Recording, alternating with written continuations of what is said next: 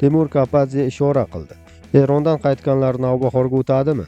Erondagi notinchlik va xavfsizlik bilan bog'liq vaziyat ortidan mahalliy chempionat noaniq muddatga to'xtab qoldi. Shu fonga ko'ra Eron klublarida to'p tepayotgan o'zbekistonlik legionerlar Odil Hamrobekov, Igor Sergeyev, Rustam Ashurmatov va Oston Urunov ayni paytda O'zbekistonga qaytib kelishdi. Muxlislar esa tabiiy savolni beryapti. Endi ularning kelajagi qaysi tomonga buriladi? Mana shu mavzuda Navbahor bosh murabbiyi Temur Kapadze ham fikr bildirdi. Bu Paxtakorga qarshi o'yindan keyingi matbuot anjumanida Erondagi futbolchilardan ayrimlari Namangan klubiga qo'shilishi ehtimolini istisno qilmadi. Kapadzening ta'kidlashicha, masaladagi hal qiluvchi omil FIFA ruxsati. Ya'ni agar xalqaro qoidalar va reglament imkoniyat bersa, klub harakat qilishi mumkin. FIFA ruxsat bersa, harakat qilamiz. Agar ruxsat olinsa, oldindan gaplashib ko'rgan futbolchilarimiz bor.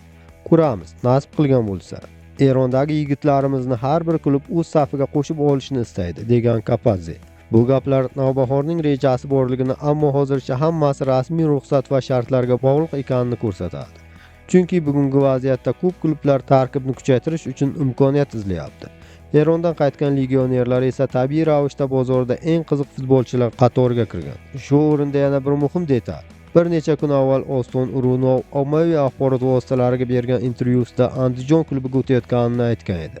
Demak, ayrim futbolchilar bo'yicha qarorlar allaqachon shakllanib ulgurgan. Qolganlar borasida esa yangi takliflar va variantlar muhokamada bo'lishi mumkin. Qisqasi, hozir intriga jonli. FIFAdan ruxsat bo'ladimi?